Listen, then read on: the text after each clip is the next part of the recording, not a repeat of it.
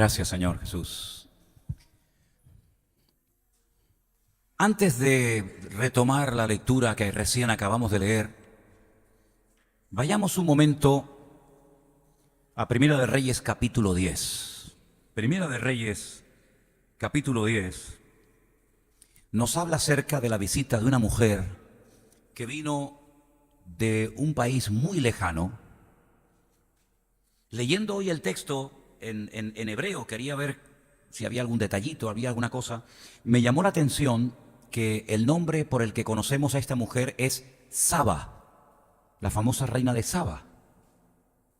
En hebreo dice Sheba, la reina Sheba. Y bueno, algunos de ustedes han estado dando o asistiendo a algunas clases de hebreo, y yo no sé si alguien se acordará de lo que significa la palabra Sheba. ¿Qué es Sheba? Es el número 7. Es el número 7. Y hay dos mujeres en la Biblia que llevan el 7 en su nombre. Una es esta, la reina séptima, la reina número 7, la que llamamos la reina de Saba, era la séptima reina de ese país. Y por eso la llaman, como dicen por ejemplo en España, el rey Felipe I, el rey Felipe II, el rey Carlos IV, el rey Carlos V. Bueno, pues esta era la reina séptima, la que llamamos la reina de Saba, es Sheba en hebreo. Y la otra mujer que lleva el número 7 en su nombre es Betsabé, la que se llama Bat-Sheba, la séptima hija. Bat significa hija, Sheba número 7. Así que Betsabé en hebreo es Bat, que significa hija, Sheba, la séptima hija. Se ve que tenía 6 hermanas más, ¿vale? O a lo mejor tenía más, pero ella era la número séptima.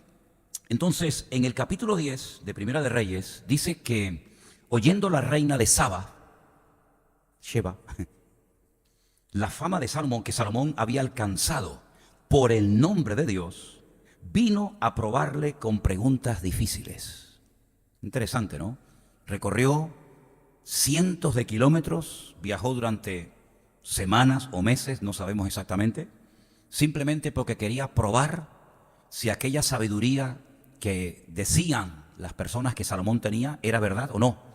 Y dice que vino a probarle con preguntas difíciles. No sé cuáles fueron las preguntas que les hizo. Me da mucha lástima, me da pena que el pasaje no diga qué preguntas le hizo. Porque ella quería hacerle preguntas muy retorcidas, preguntas muy difíciles, para probar si realmente él tenía respuestas. Y dice aquí que vino a Jerusalén con un séquito muy grande, con camellos cargados de especias. Recién hemos oído la visita de unos magos de Oriente que vinieron también cargados con especies, ¿no? Con oro, con incienso, con mirra. Mira por dónde esta reina, que va a visitar a un rey famoso llamado Salomón, va con camellos cargados de especies y oro, también menciona el oro en gran abundancia, piedras preciosas. Y cuando vino a Salomón le expuso todo lo que en su corazón tenía. Salomón le contestó a todas sus preguntas y nada hubo que el rey no le contestase. Si leen el resto del capítulo, es extraordinario, porque ella no solamente quedó sorprendida por la sabiduría del rey Salomón, cómo fue capaz de responderle a todas las preguntas difíciles que le hizo, sino que si seguimos leyendo, dice que cuando la reina Saba vio toda la sabiduría de Salomón y la casa que había edificado, asimismo la comida de su mesa, las habitaciones de sus oficiales, el estado y los vestidos de los que le servían, sus maestresalas, sus holocaustos que ofrecía en la casa del Señor, se quedó asombrada, con la boca abierta, vaya. Y dijo al rey: verdad es lo que oí en mi tierra de tus cosas y de tu sabiduría, pero yo no lo creía, hasta que he venido y mis ojos han visto que ni aún se me dijo la mitad. Es mayor tu sabiduría y bien que la fama que yo había oído. Bienaventurados tus hombres, dichosos estos tus siervos que están continuamente delante de ti y oyen tu sabiduría. El Señor tu Dios sea bendito, que se agradó de ti para ponerte en el trono de Israel, porque el Señor ha amado siempre a Israel y te ha puesto por rey para que hagas derecho y justicia. Y dio ella al rey 120 talentos de oro. Multiplique por 45. Un talento son 45 kilos. Si le dio 120 talentos de oro por 45, ¿cuánto es? Mucha especiería, piedras preciosas. Nunca vino tan gran cantidad de especies como la reina de Saba le dio a Salomón. Sí, fue algo realmente espectacular. Impactó tanto la visita de esta mujer a Israel, a Jerusalén, que por ahí hay una leyenda, y hasta el día de hoy se mantiene, y la defienden los judíos a capa y espada, que Salomón tuvo relaciones con ella. Se ve que este no desperdiciaba ni una oportunidad. Tenía cientos, miles, pero dicen que tuvo un hijo con ella, y de ahí dicen que vienen los falashas, que son los únicos judíos de piel negra del mundo, procedentes de Etiopía, ¿vale? De Etiopía, porque esta reina venía de ese país, de este país africano, del Cuerno de África, como se le llama al país de Etiopía. Es curioso que en el Nuevo Testamento, un funcionario de la reina de Etiopía va a Jerusalén a adorar a Dios. Probablemente no, seguro no lo dejaron entrar, porque él era extranjero y además tenía un problema físico, que era eunuco.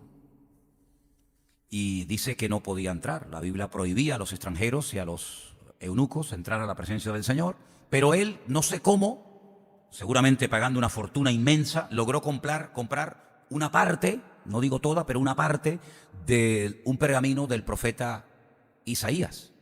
Concretamente, uno de los capítulos más importantes del libro de Isaías, que es el capítulo titulado Los sufrimientos del siervo del Señor. Es el capítulo mesiánico, ¿no? El capítulo 53. Y dice que volvía sentado en su carro leyéndolo. ¿Cómo podía él leer hebreo? No me pregunten porque no lo sé. Pero dice que él venía leyendo y no se enteraba de nada. No entendía nada.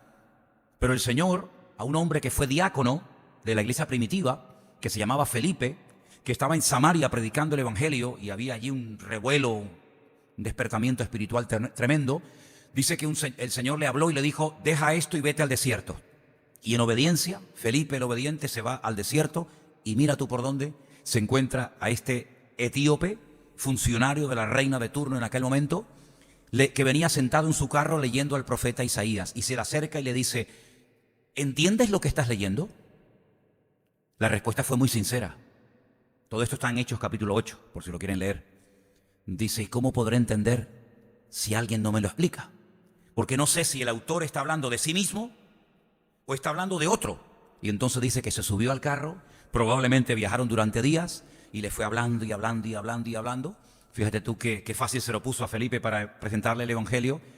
Y tanto entendió el evangelio este etíope eunuco, que dice que cuando llegaron a un lugar donde había agua, ni Felipe le tuvo que decir: ¿te gustaría bautizarte?, sino que sale de él diciendo: ¿qué impide que yo sea bautizado? Y Felipe le dice: si crees en el Señor Jesucristo, no hay ningún impedimento. Y dice que ambos descendieron del carro, le bautizó, y entonces dice que en ese momento se produjo algo tremendo que no había ocurrido desde los tiempos del profeta Elías. Un arrebatamiento.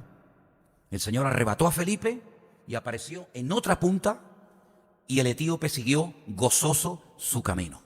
Y entonces ya es el segundo testimonio de la Biblia de cómo el evangelio, o de cómo la palabra de Dios llegó a ese país africano, a ese país de Etiopía, primeramente a través de la reina de Saba y después a través del etíope eunuco. Es curioso que uno de los países de África donde más cristianos hay precisamente es en Etiopía, los famosos etíopes, los coptos, ¿no? Ahora, esta visita, sin lugar a dudas, fue una visita que estaba muy bien organizada. Porque la reina de Saba, como hemos leído, ella quería probar si verdaderamente la sabiduría que decían que Salomón tenía era realmente así, o era un cuento y era una auténtica exageración. Y dice que vio que efectivamente ni la mitad le habían contado, sino que era mucho más la sabiduría que Salomón tenía. Ustedes saben que Salomón no nació con esta sabiduría. Salomón la pidió al Señor y el Señor se la dio. El Señor se le presentó la noche que dedica al templo y le dice: pídeme lo que quieras. Ahora tú imagínate que Dios se te presente a ti esta noche en tu habitación y te diga: pídeme lo que quieras. Es Dios el que te lo está diciendo, ¿eh? No es el de la lámpara de Aladino.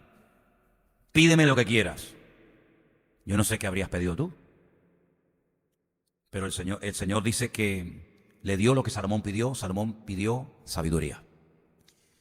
Y es curioso porque Santiago en una de sus partes de la epístola dice que si alguno tiene falta de sabiduría, pues que la pida al Señor.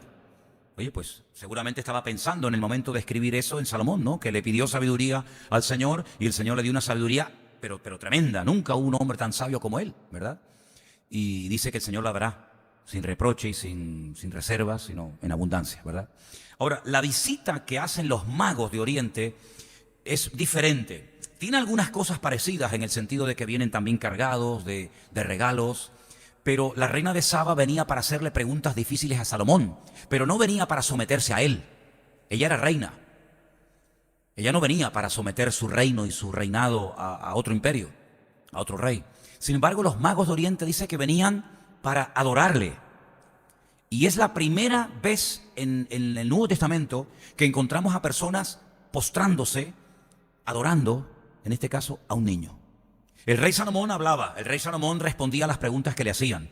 El rey Salomón en ese momento tenía una fama y un poderío espectacular. Pero cuando los magos de Oriente fueron a visitar al Señor Jesucristo, al niño Jesús, pues en aquel momento el niño no había hecho absolutamente nada que llamara la atención. Era muy pequeño, probablemente no pasaba de los 2 años de edad. Prueba de ello que Herodes, a quien manda a matar, es a los niños menores de 2 años. No era un chico de 14 o 15 años, un adolescente, sino que era un niño. Y cuando ellos llegan, pues se encuentran a un niño, con su madre allí, ¿verdad? Como cualquiera. Pero ellos se postran y lo adoran.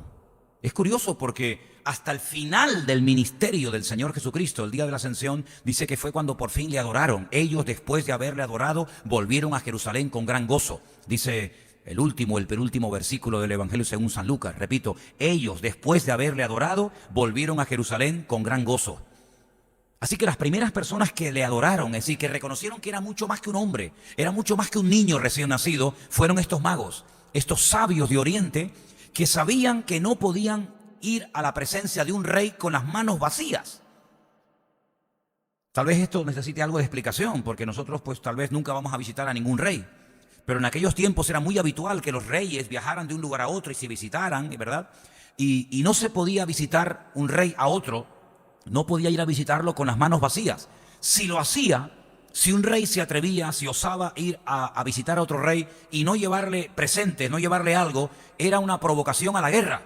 Si no te reconozco como rey, no tengo que traerte nada, no tengo que traerte ningún regalo, ningún presente. Por lo tanto, sin palabras, te estoy diciendo, vamos a luchar, vamos a la guerra.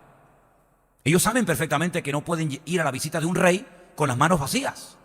Y por eso ellos van con sus camellos, que era el animal más común en aquella época, pues con una serie de regalos y una serie de presentes, que yo tengo una opinión personal sobre esto y quiero recalcarla porque no es Biblia, y al no ser Biblia, pues oye, no se puede tomar al pie de la letra. Pero yo creo que trajeron mucho más cosas que las que aquí se mencionan. Yo creo que trajeron, pues también la reina de Saba dice que trajo oro, pero también se mencionan otras muchas cosas. Yo creo que los magos de Oriente trajeron, aparte del oro, del incienso y de la mirra que menciona el Evangelio de Mateo, yo creo que trajeron mucho más cosas. Pero ¿por qué el evangelista se centra en esos 3 elementos? ¿Por qué menciona de una forma especial el oro y no, por ejemplo, las ropas? ¿Por qué menciona el incienso? ¿Y por qué menciona la mirra? Bueno, ellos probablemente, sin darse cuenta, no fueron conscientes de lo que esos 3 elementos podían en un momento determinado representar. Ahora, yo dije una vez, y por eso, hablando con Miguelina hace unos días, le decía que yo creo que todo cristiano debería estudiar hermenéutica. Todos los cristianos del mundo, vayan a ser pastores o no. Y nosotros tenemos un curso de hermenéutica grabado ahí hace años en la página web o en el canal de YouTube, que sería buenísimo que todos ustedes de vez en cuando lo visitaran. Hermenéutica, la ciencia que nos ayuda a interpretar correctamente los textos bíblicos. Porque la Biblia es un libro muy particular. La Biblia no es un libro escrito por un señor que tardó años en terminarla, sino que la Biblia tiene muchas particularidades, y una de ellas es que no la escribió una sola persona, sino casi 40 personas diferentes. 40 personas que no se conocieron entre sí, personas que unos vivieron en una época y otros vivieron en otra. Algunos escribieron en tiempos de paz y otros en tiempos de guerra.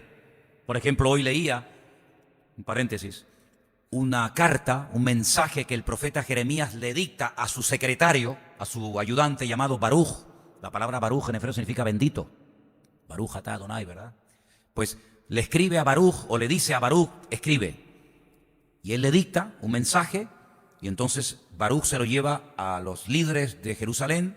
Cuando lo leen, le dicen a Baruch, dile a Jeremías que se esconda, que ni se le ocurra asomar la cabeza, porque cuando este mensaje sea leído en el palacio del rey, este hombre es hombre muerto.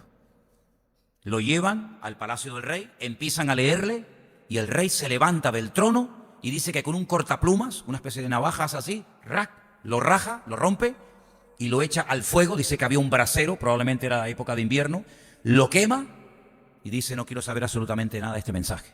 Baruch llega a Jeremías y le dice: oye, el rey ha roto y ha quemado la palabra de Dios que le has mandado.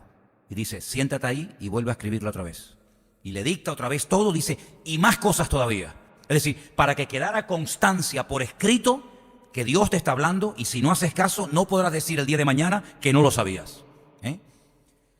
Entonces la Biblia tiene muchas particularidades. Hay momentos en los que la Biblia se escribe en tiempos como los de Jeremías, donde la ciudad de Jerusalén estaba sitiada, la gente se moría de hambre, las madres se comían a los hijos cada día prácticamente, pero hay tiempos también de paz, de sosiego, de calma, como por ejemplo cuando Salomón escribió el famoso Cantar de los Cantares. No creo que el hombre estuviera muy perturbado, ni estuviera muy hecho polvo, porque cuando escribe el hombre el Cantar de los Cantares se ve que el hombre estaba, en plena ebullición, ¿no? O cuando escribe el Proverbios, o cuando David escribe algunos de los Salmos, etcétera, ¿no? Algunos fragmentos de la Biblia se escribieron desde cárceles, otros desde barcos, en fin. Y eso ya es una característica típica de la Biblia. Luego, no hay ningún libro en la historia de la humanidad que se haya tardado 1600 años, 1400, 1600 años en terminar de escribirlo.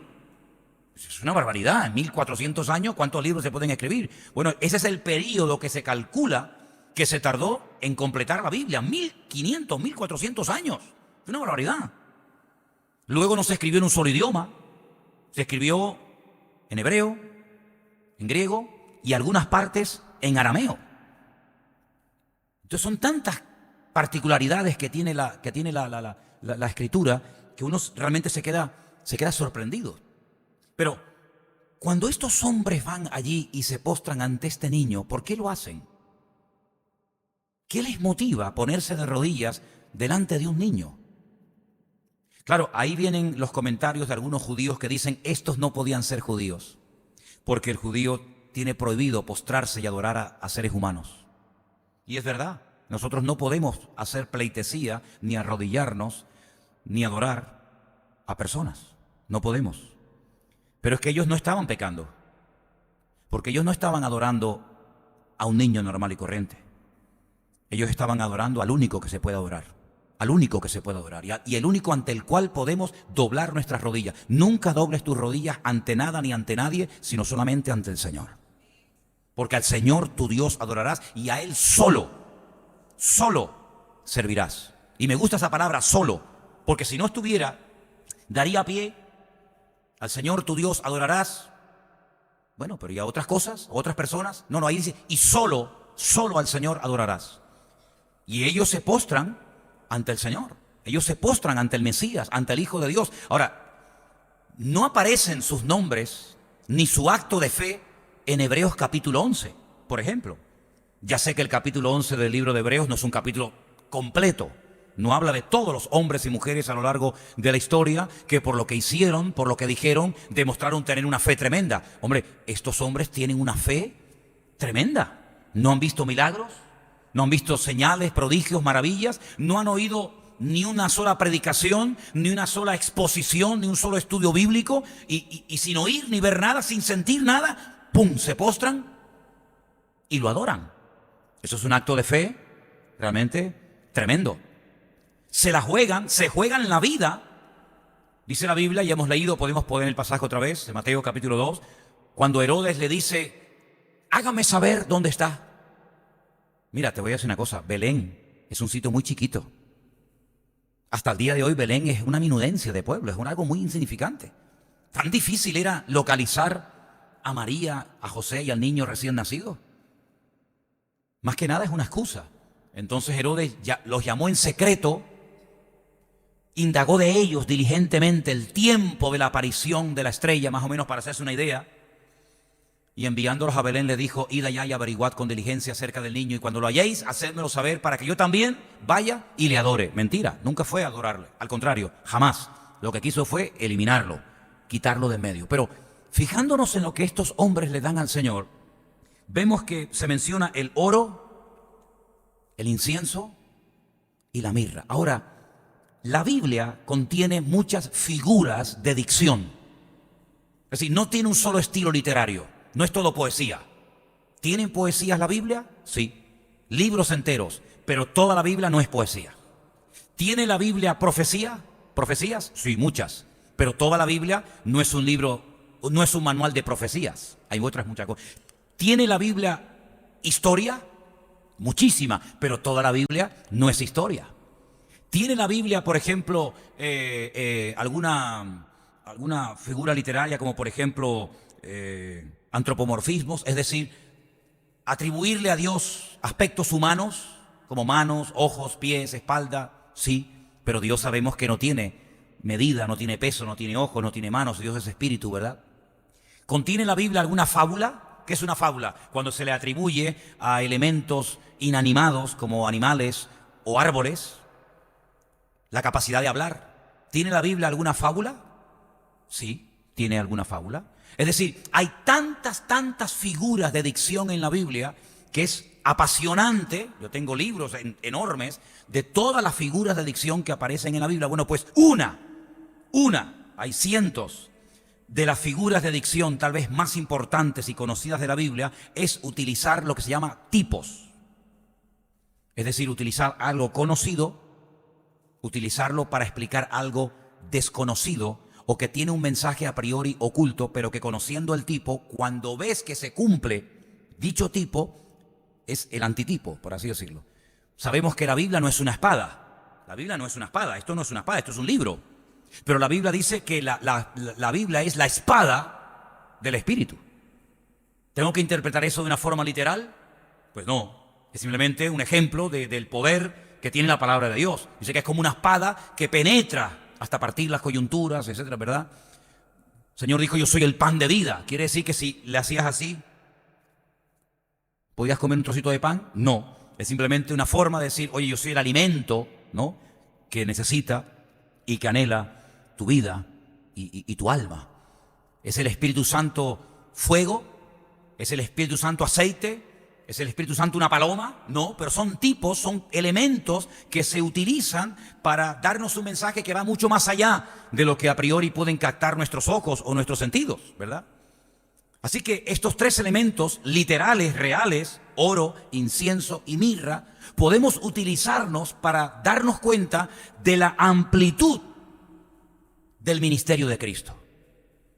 Hay un versículo que Pablo escribió donde él dice que él, hablando del Señor, siendo rico, se hizo pobre. Hay como un juego de palabras ahí, ¿no? Para que nosotros fuéramos enriquecidos por medio de su pobreza. Es decir, el Señor es el Rey de Reyes y el Señor de los Señores. Pero cuando Él vino a este mundo no vino como rey, no vino como un rey. Sin embargo, Él habla del reino. Dice: el reino de los cielos es como, y el reino de los cielos es, y pone muchos ejemplos acerca del reino.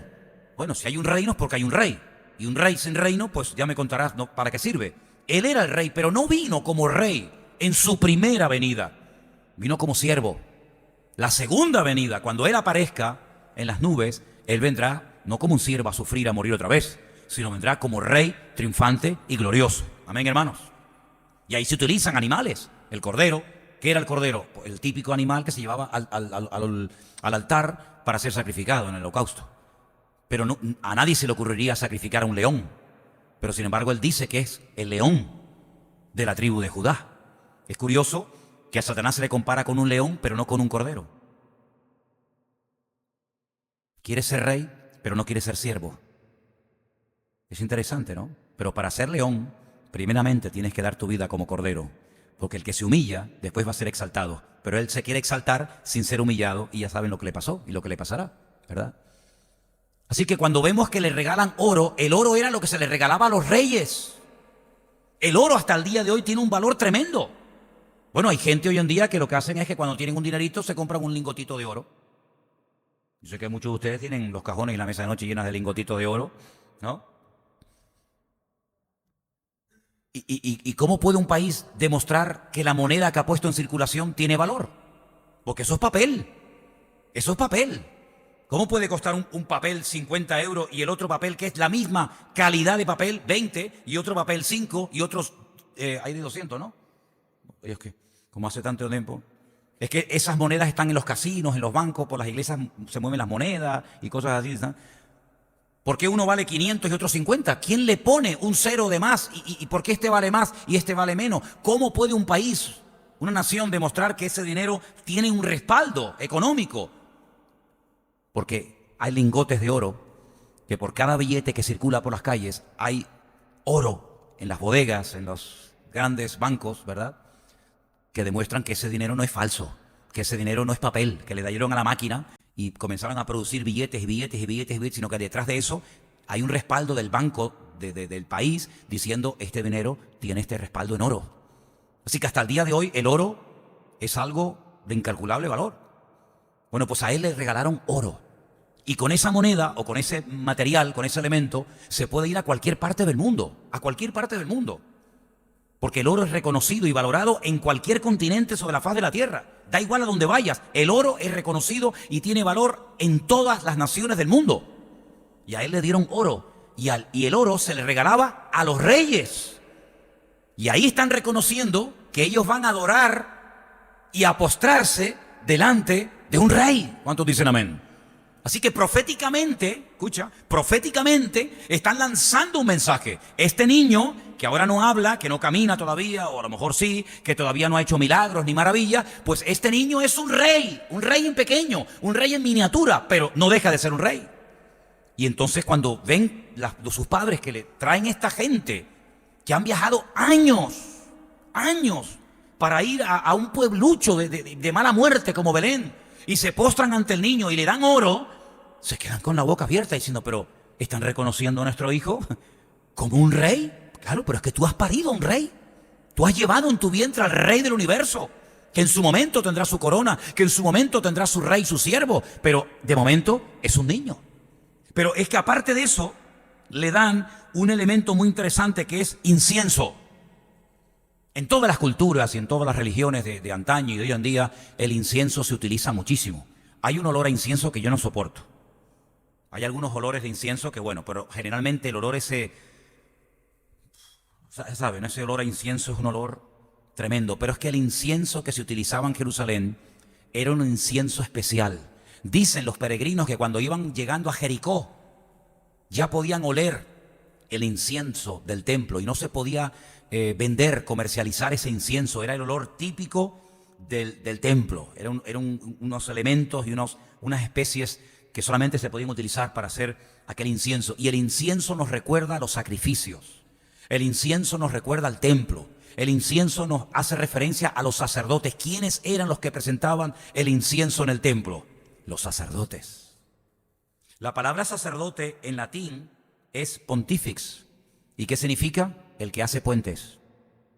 Eso significa pontifex. El que hace de puente. El que hace de mediador. Cuando ellos le están dando oro al niño, están reconociendo la realeza, el futuro reinado de ese niño. Pero cuando ellos le están dando incienso, no solamente es un elemento que van a poder vender en Egipto y le van a dar mucho dinero, sino que además están reconociendo que ese niño, aparte de rey, también es un sacerdote. Ahora, esto es algo muy importante y es fundamental que ustedes lo entiendan, porque en el Antiguo Testamento no se podía hacer las dos cosas al mismo tiempo. Usted no podía ser rey y sacerdote. O eras una cosa o eras otra. Hay un ejemplo que seguramente ustedes conocen muy bien, de un rey que fue muy buen rey, yo diría que uno de los mejores, que en un momento determinado de su vida se sintió tan fuerte, tan bendecido, tan respaldado por el Señor, que no se le ocurre otra cosa que querer hacer funciones sacerdotales. Y él quería presentar el incienso delante del Señor. Y los sacerdotes le dijeron, Señor, rey, el Señor te ha puesto sobre el trono de Israel. Tú eres el rey, la máxima autoridad del país. Pero tú no eres llamado, tú no has sido escogido por el Señor para hacer funciones sacerdotales. Por lo tanto, tienes que salir de aquí. Tú no puedes estar aquí. Estás tratando de hacer algo para lo cual el Señor no te ha llamado. Y él no hizo caso. Y él creía que como era rey, podía hacer lo que le daba la gana. Y entonces dice que cuando intentó presentar el incienso al Señor, de hecho había un altar, ustedes saben, tanto en el tabernáculo como en el templo, que era un altar para el incienso. Había otro para los animales, pero ellos tenían un altar única y exclusivamente para el incienso, que representa la comunión, las oraciones de Dios con el pueblo, del pueblo con Dios. Y entonces dice que le brotó la lepra, se quedó leproso en la frente, y entonces cuando vieron que quedó leproso, pues entonces él se dio cuenta de que Dios lo había castigado y salió de la presencia de los sacerdotes. Estoy hablando de nada más y nada menos que del rey Urías, y dice que en una casa apartada en Jerusalén él vivió recluido hasta el día de su muerte. ¿Qué necesidad tenía este rey tan bendecido, tan próspero, tan utilizado por el Señor de terminar sus días así? Se metió donde no lo llaman, le brotó la lepra, y la gloria del Señor, escucha esto porque es que esto es tremendo, la gloria del Señor estuvo detenida hasta la muerte del rey Usías.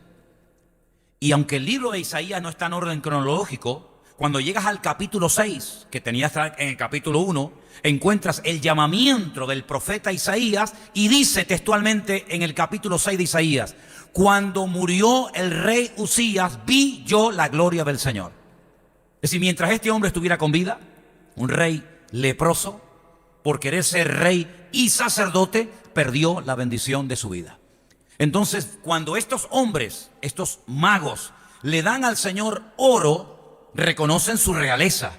Pero cuando le dan incienso, vemos que proféticamente están reconociendo su función sacerdotal, cosa que nunca antes había sucedido hasta que Cristo es rey y sacerdote. Y ahora dice algo interesantísimo en una de las cartas de Pedro, que captó el mensaje, y dice: hermanos, os voy a decir algo.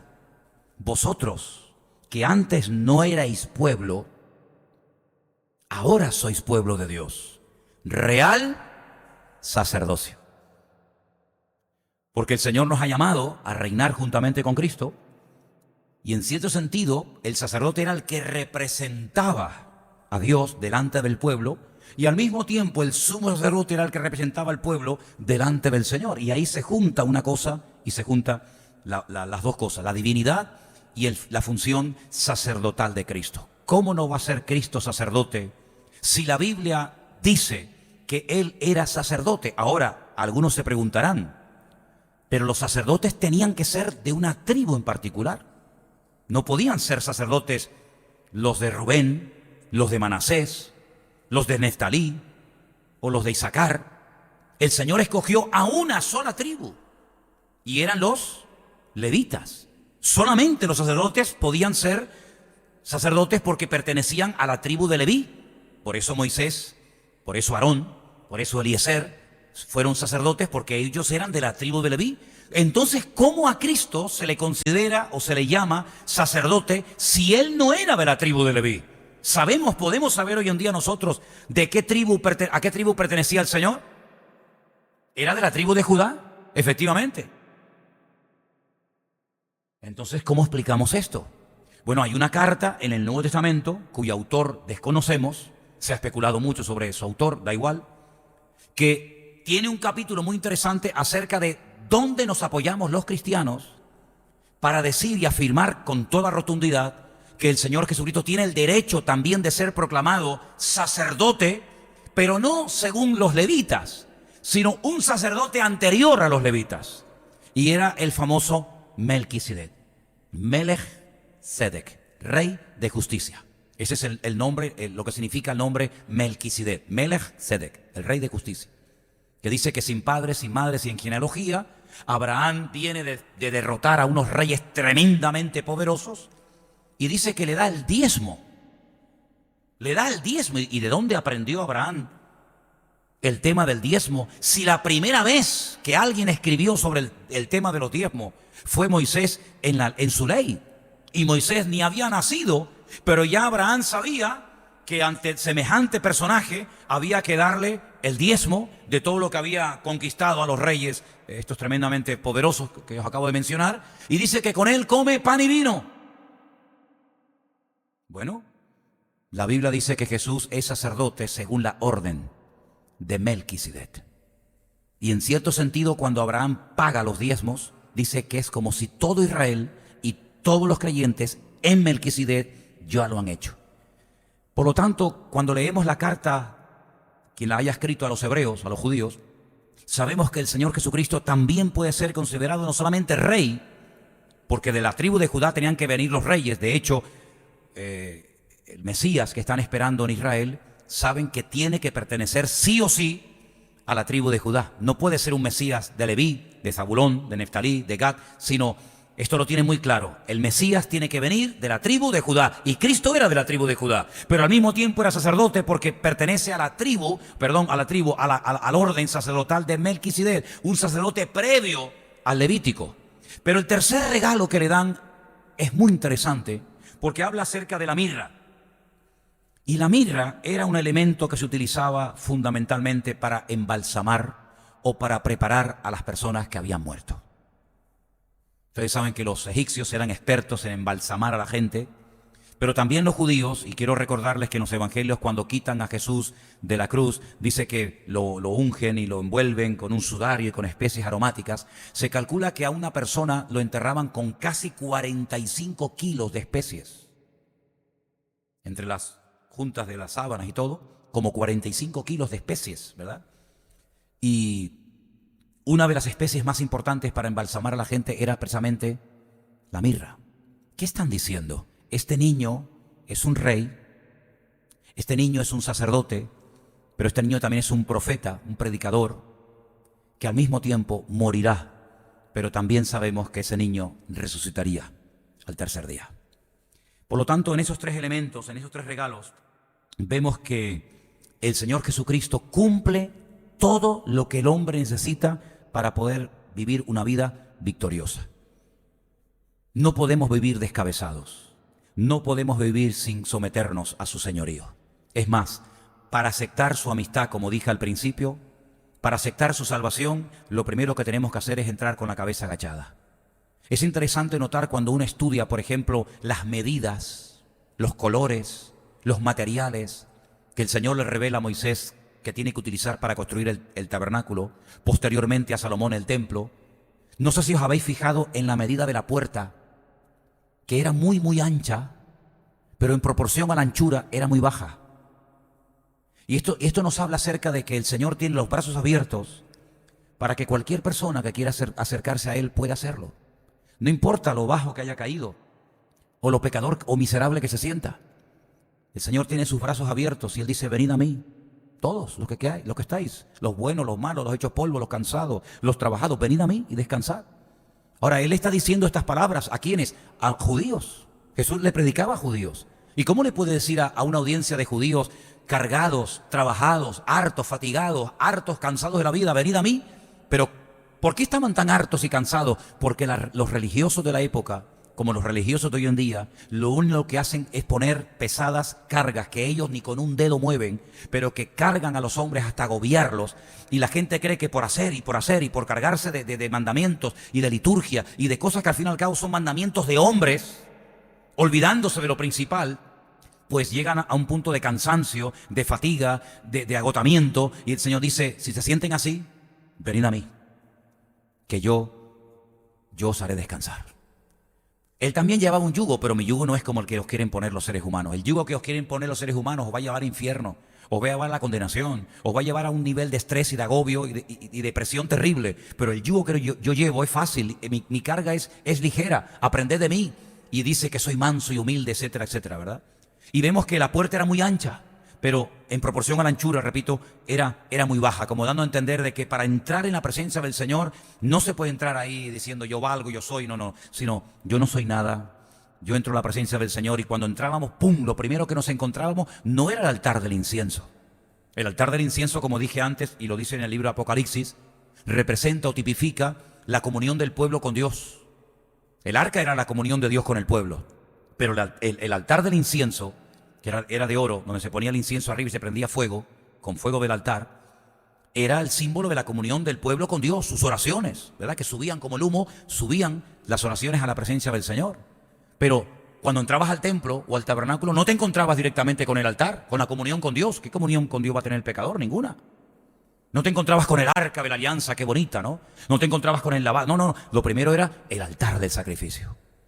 Sangre, animales degollados, muerte. Y tú decías, ¿pero esto qué es? Esto es un templo, sí. Pero es que para entrar a este templo hay que entrar con sacrificio, hay que entrar con sangre, hay que entrar humillado.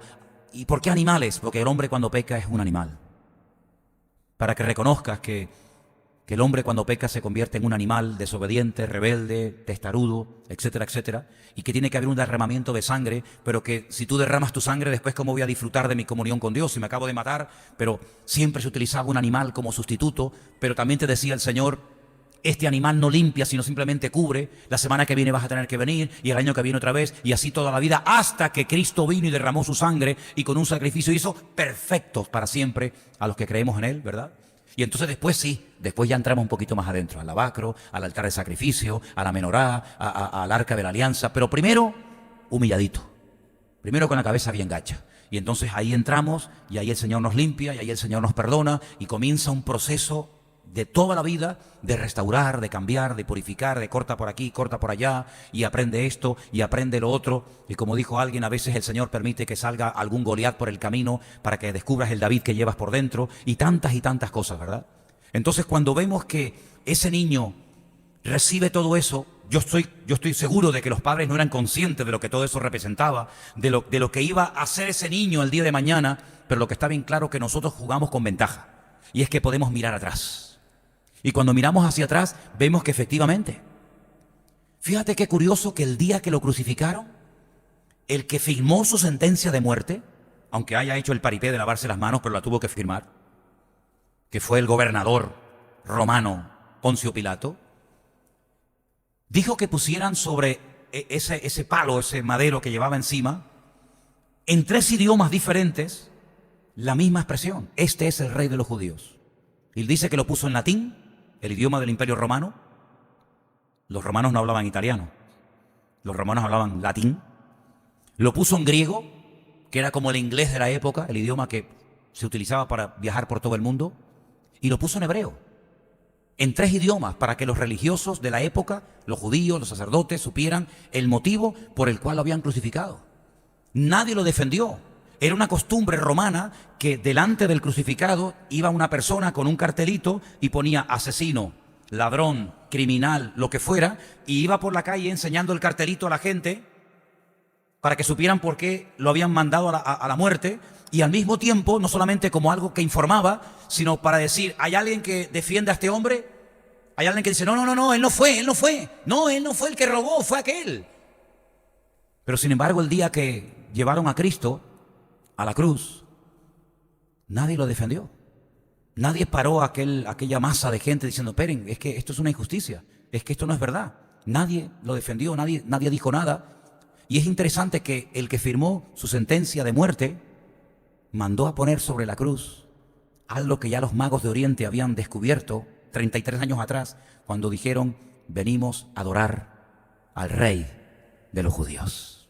Y ahora tú, Poncio Pilato, pones encima de la cruz, este es el rey de los judíos. Una diferencia de 33 años entre los magos y Poncio Pilato. Pero se cierra el círculo y los dos reconocen que ese que nació en Belén de Judea, que es el mismo que están crucificando en el monte de la calavera, es el rey de los judíos. Aleluya. Y lo ungieron, pero sabemos que lo ungieron por poco tiempo, porque al tercer día resucitó. Y en estos días, aquí en la iglesia y en muchas partes del mundo, estamos recordando todos estos acontecimientos que no son fábulas, ni mitos, ni historias, ¿verdad? Sino que son realidades que están, gracias al Señor, pues registradas en la Biblia. Y repito lo que dije al principio, gracias a Dios doy por Mateo, porque él se fijó que había que poner que unos magos de Oriente vinieron y se postraron y lo adoraron y le dieron oro, incienso y mirra.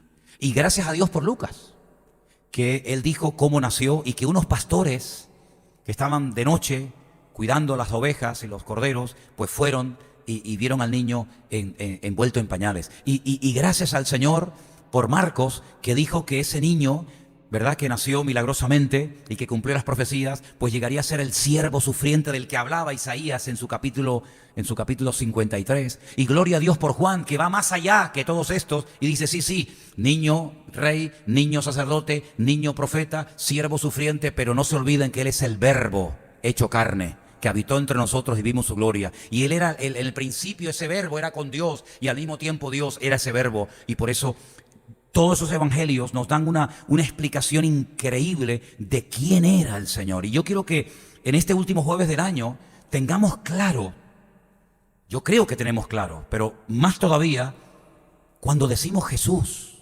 cuando decimos Cristo, ¿de quién estamos hablando? No es un personaje normal y corriente, hermanos. Cuando hablamos de Abraham es para ponerse firme y decir, Abraham, madre mía, menudo hombre de Dios, qué fe, qué obediencia. Sí. Cuando hablamos de Salomón, qué sabiduría, qué reinado, qué tremendo. Cuando hablamos de su padre, David. Cuando hablamos de Moisés. Cuando hablamos de Noé. Claro, estamos hablando son palabras mayores, son personas que yo digo, Dios mío, no se me ocurriría ni se me pasaría por aquí decir la más mínima cosa en contra de esta gente, porque es que eran tremendos esta gente. Y por mencionar también mujeres, ¿no? Sara, Rebeca, Ruth, Esther, madre mía, pero un calibre, una calidad humana y espiritual, pero fuera de lo normal. Pero por ahí uno de ellos dijo el Señor a mi Señor. Y lo escribe en el Salmo 2, ¿verdad? Inspirado, sin lugar a dudas, por el Espíritu de Dios, proféticamente dice, y no permitirás que tu santo, que tu escogido, vea corrupción. Y Jesús dijo una vez, David vio corrupción. Fue un santo, un varón de Dios tremendo, pero se descompuso su cuerpo. Y Salomón también. Y Abraham también. Y Moisés. Pero ¿saben qué? Bueno, Moisés no, porque se fue vivo, ¿no? Pero ¿y Jesús? No se descompuso. Porque se cumple la palabra de que Él resucitaría al tercer día y estaría con nosotros para siempre. Entonces, cuando nosotros terminamos una oración y decimos, y todo esto, Señor, oh Dios Todopoderoso, te lo pido en el nombre de Jesús, el cielo y la tierra tiemblan ante ese nombre, hermanos. Es el único nombre que Dios en la eternidad reconoce con suficiente autoridad como para que tú y yo, que somos barro, polvo y ceniza, podamos recibir una respuesta a una oración, dirigiendo nuestra oración a un Dios santo, un Dios que es fuego consumidor y que no caemos fulminados en su presencia, sino que podamos ser oídos y nuestra oración sea respondida porque la firmamos y la pedimos no en nuestro nombre, no en el nombre de Abraham, no en el nombre de Moisés o de David o de Salomón o de Rebeca o de Sara o sabe Dios quién, sino en el nombre, no de un muerto, sino en el nombre de Jesucristo, tu Hijo amado. Aquel que tú dijiste, este es mi Hijo amado, en el cual pongo toda mi complacencia, oídlo a Él.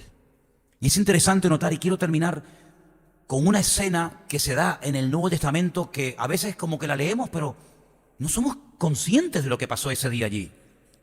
Bueno, la tradición dice que eso ocurrió en un monte, que yo tuve una vez la oportunidad de subir.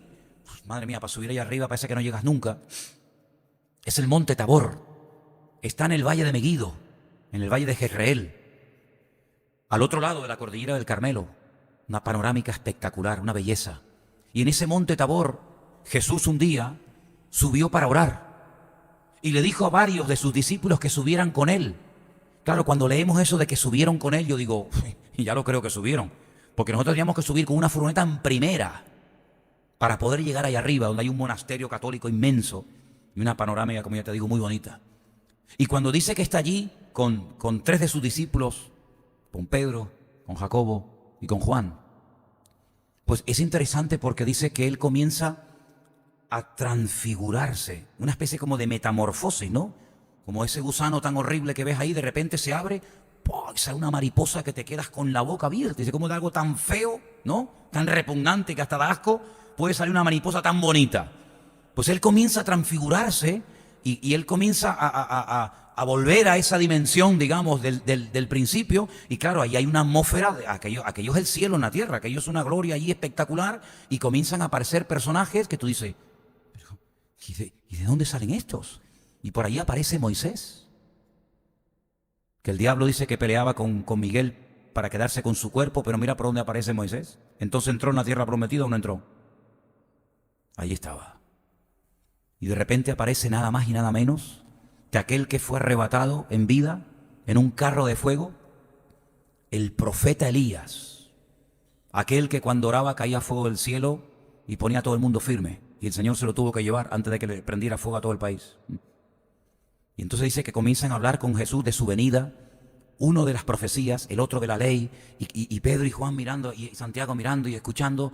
Claro, llegó un momento que había una presencia allí tan espectacular que Pedro dice: Señor, mira, ¿por qué no hacemos aquí unas enramaditas, unas casitas, ¿no? Aunque sea unos ranchitos, unas chabolas, y nos quedamos aquí a vivir. Y de repente dice que desapareció Moisés, Elías, y quedó solo. Solo Jesús. ¿Sabes por qué? Porque todos los profetas y toda la ley apuntan en una misma dirección: a Cristo. La ley sin Cristo está vacía, no tiene ningún sentido.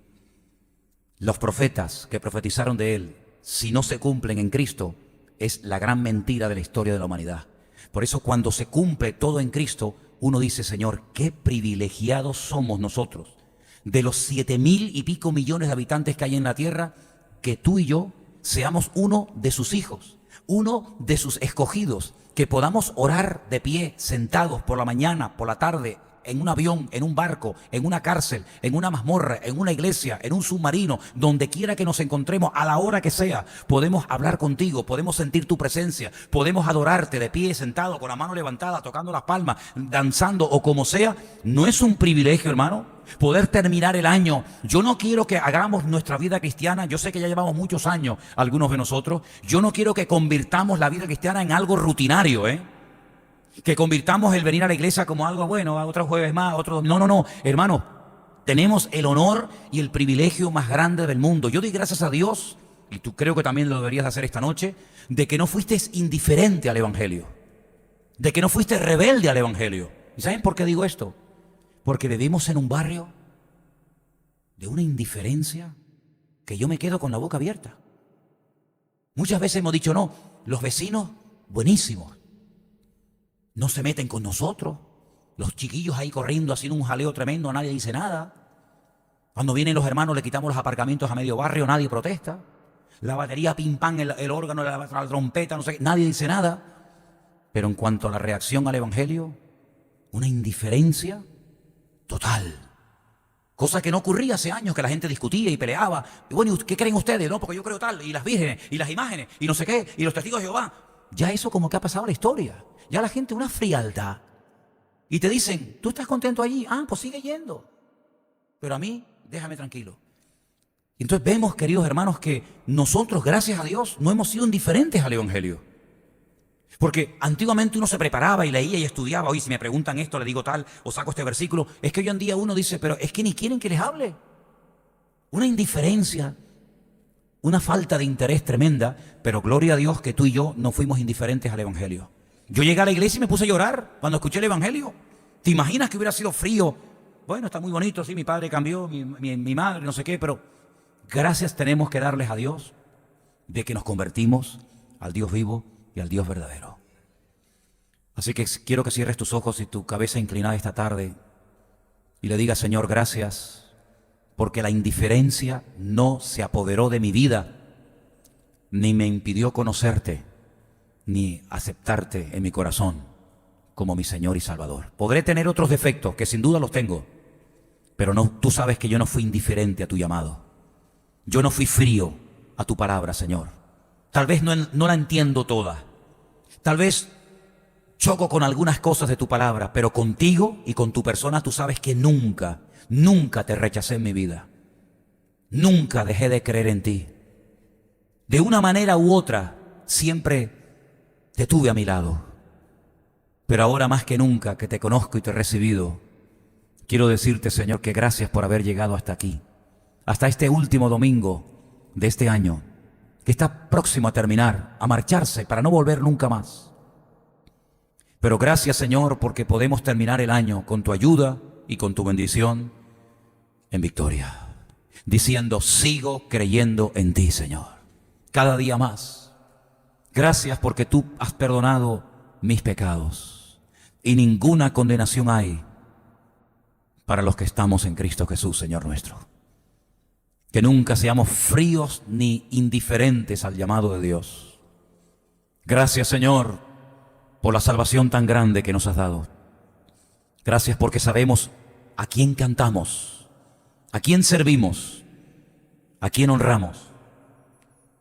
Gracias, Señor, porque en esta tarde puedo creer en ti y puedo levantar mi voz a aquel que está sentado en su trono, rodeado de luz. Aleluya.